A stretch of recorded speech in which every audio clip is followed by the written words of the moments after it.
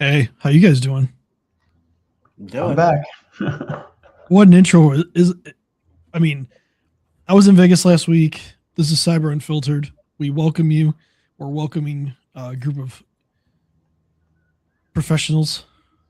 I just wanted to call us professionals for once. But Use that you, term. Of course, you're professional. last week I was professional. I actually was on stage. I did two panels and I didn't drop an F bomb. So everybody should clap for that one. Did you have a timer for that one? I should get an award for that. You get an Yeah. award.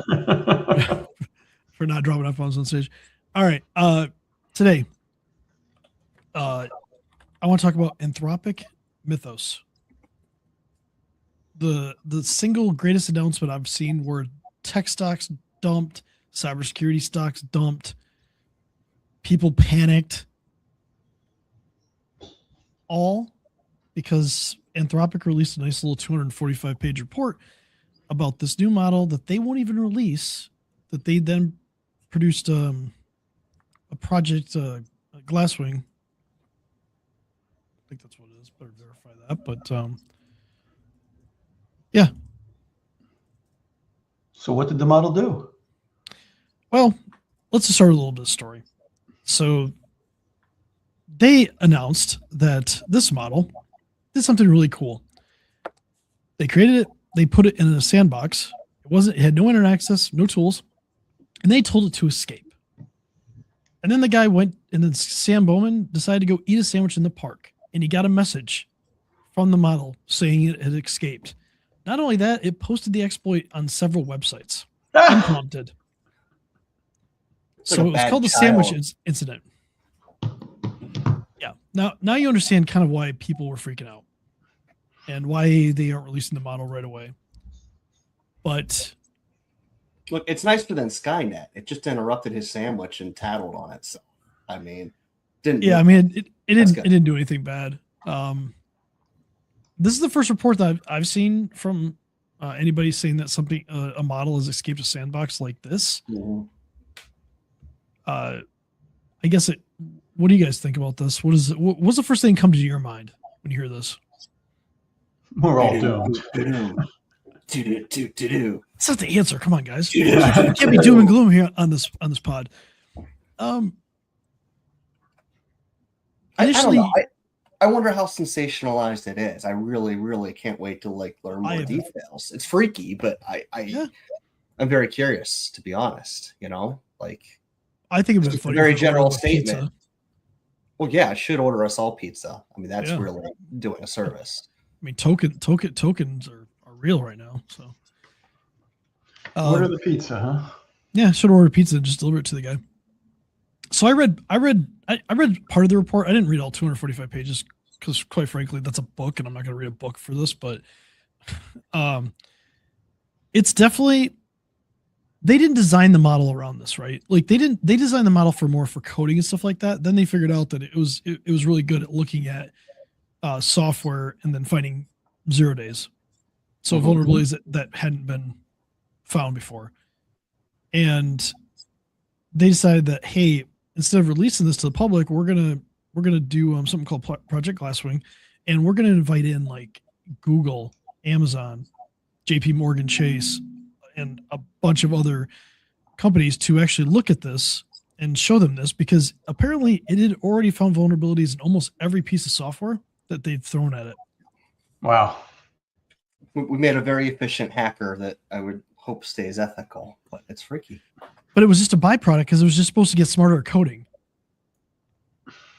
So they made it smarter at coding, but then this is what happened. And it's kind of an interesting read. They say it's a byproduct anyway. And then on top of that, there was a lovely report that there's a Chinese lab that released an open weight model that has like allegedly 95% of Mythos coding performance. So my question to you guys is it a viable safety strategy now to withhold this, or is there something deeper we have to do? Be the biggest game of cat and mouse in IT yet. Well, exactly. And remember, this is the same company cat and mouse game, Matt. And fair point. Cat's getting really damn big. There was always the philosophy around antivirus companies were writing viruses so that they could sell their antivirus tools. So, it's a constant cat and mouse. It's an intelligence arms race. Yeah. It really is. Think about it this way, though. Does what Anthropic said, they said it was a byproduct, right, of making a smarter coding agent. Is that more or less alarming to you? Honestly, I almost want to say predictable. Because we created something to completely understand how everything interlinks in the software world. It did just that. And by understanding that, it's going to see things we don't see because it can read through everything instantly. See on its good side, I think, is what I'm thinking. Talk nice. Cat's out of the bag. It's a big kitty. Like, to that point, it found OpenBSD is Unix. It found a vulnerability that had existed for 27 years. Well, and I feel like we should define that OpenBSD is, uses the basis of so many security firewalls and secure systems because it's just known to be rock solid. It's like the ancient bedrock to many systems. So it's a gold standard for security hardened operating systems. And think about this. That's went through decades of manual audits, automated testing, and nobody found it. And now I think this vulnerability could just crash the operating system. It couldn't they couldn't take it over, but they could crash it. But it can do it without any access except, hitting it from the WAN side, basically unauthenticated. So if you want to crash a network, make them disconnect for a while, and it's based on that. Now you can, or now it can, I suppose. There was in Firefox, they did an exploit rate. And the previous best model succeeded 1% of the time. Mythos succeeded 72.4% of the time. Well, it's a good penetration testing tool. Well, now is it like a nuke? I mean, is this like the first kind of nuke class AI where do we use it for good or do we use it for bad? What happens here? So if we frame this differently, an independent analysis did look at the Firefox rate. And if they removed two particularly exploitable bugs, it dropped from 72.4% to 4.4%. Still better than 1%. Yeah. So there's some pushback here on this. There was a Linux kernel it exploited. It didn't find individual bugs. What it was able to do was chain multiple race conditions, and then it used a bypass to get into a singular attack that escalated an ordinary user into full root access. Now that is more of a realistic thing in the world that could happen. It found a memory corruption flaw in FFmpeg, which has been used for video codecs forever. Yeah. They've looked at it with fuzzing tools trying to find this, and they've never been able to find it. And Mythos was able to find it and bypass it. Well, it's a good tool to help us harden and secure networks. Just we go through and do it, but people still need to install these updates or update their processes to use the new platforms, which they won't. So we just open the whole can of worms. Everything again. So what does this do to a traditional pen test, right? What does it do for the discovery expertise?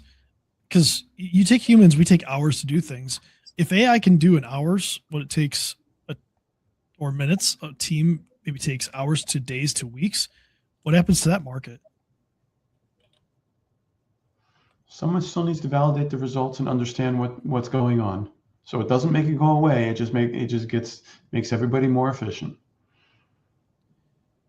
So let me just name. There's going to be some rearrangement, though. It's almost like the steam engine invention.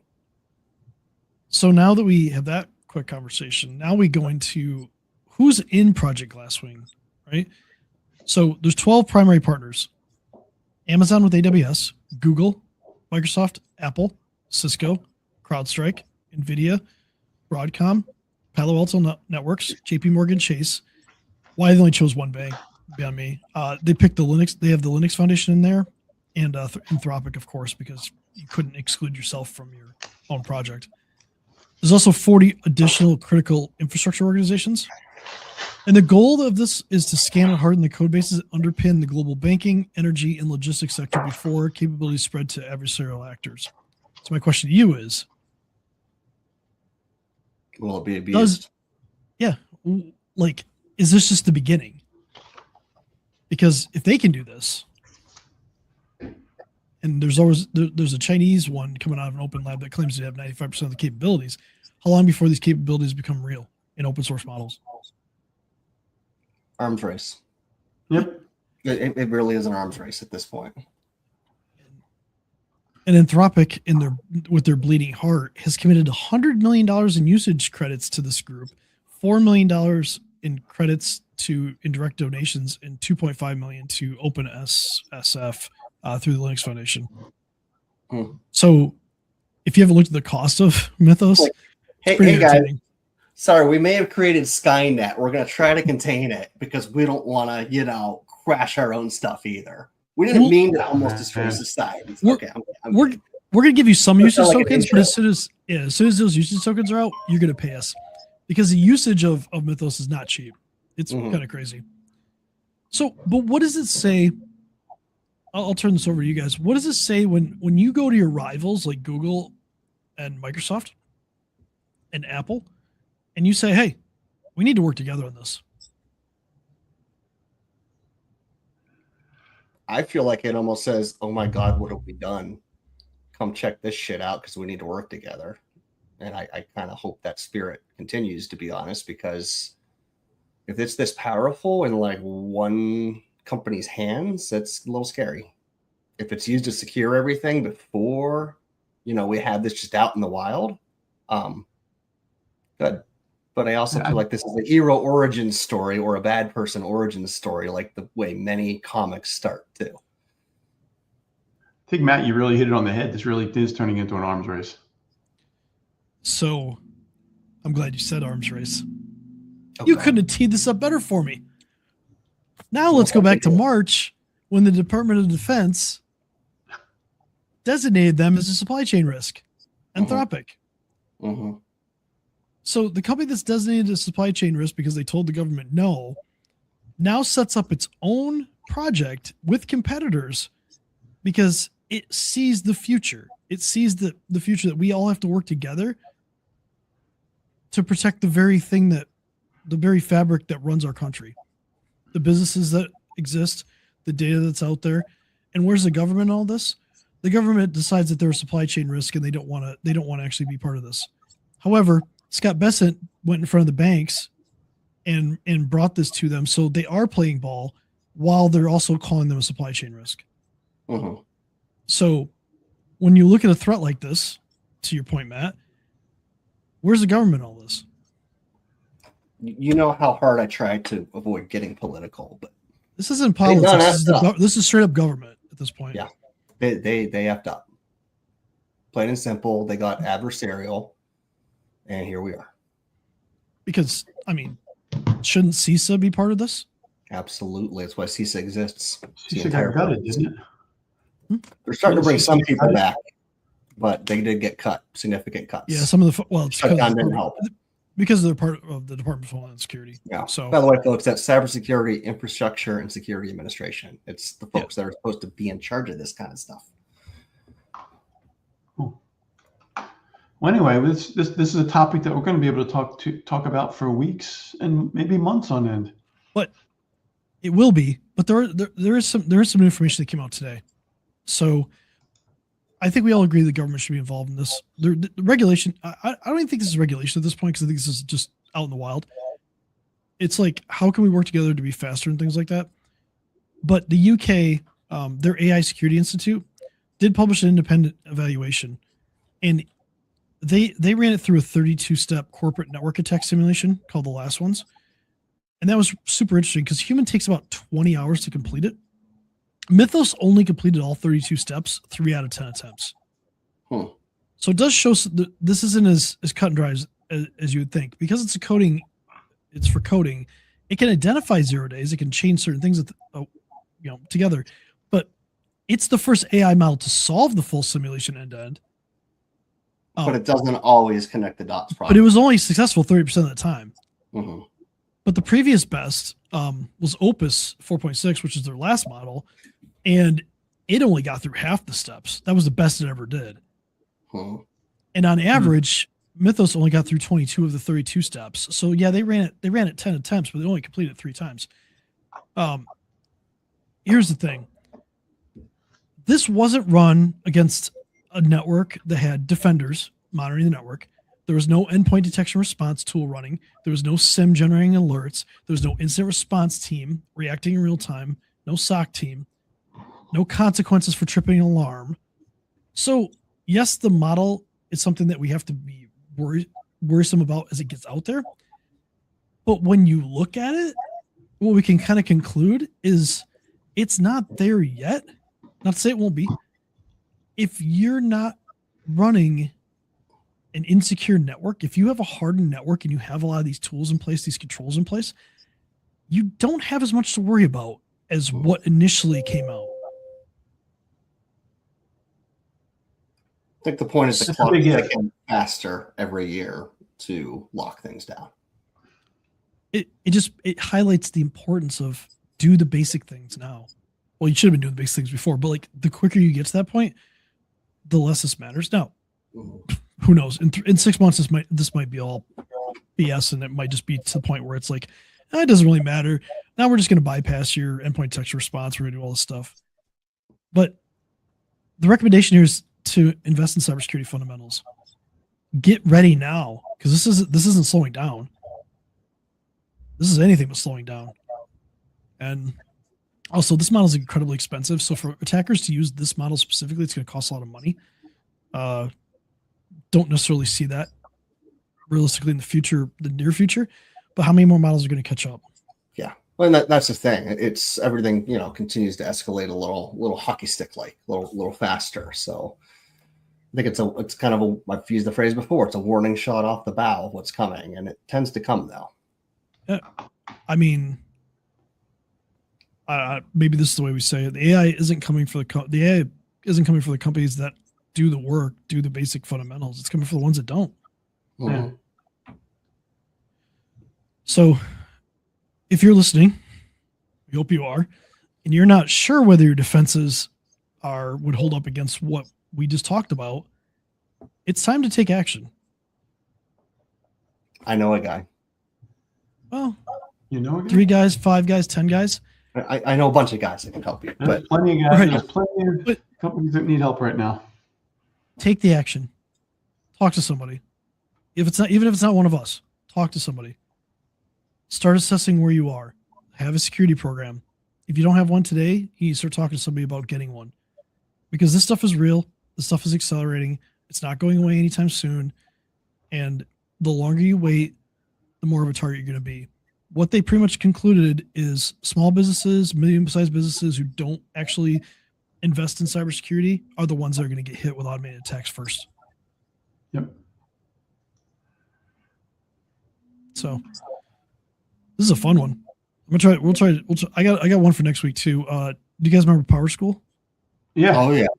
I was actually talking about it this morning. Oh, we're gonna have some fun. Here we go again. Next week. We'll talk about Power School next week. Power School next week. Until then, guys, I'll see you then.